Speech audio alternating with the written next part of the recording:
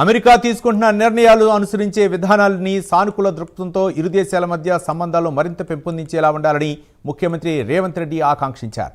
సచివాలయంలో ముఖ్యమంత్రి రేవంత్ రెడ్డితో యుఎస్ టీం భేటీ అయింది.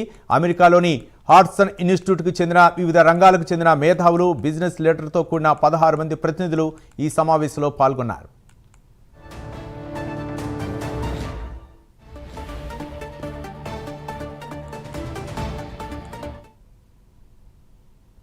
ఇండియా ఫౌండేషన్ సారథ్యంలో ఈ ప్రతినిధి బృందం భారత్లో పలు రాష్ట్రాల్లో పర్యటిస్తోంది. ఈ క్రమంలో ఇవాళ ఈ బృందం సచివాలయంలో ముఖ్యమంత్రి రేవంత్ రెడ్డితో సమావేశమయ్యారు.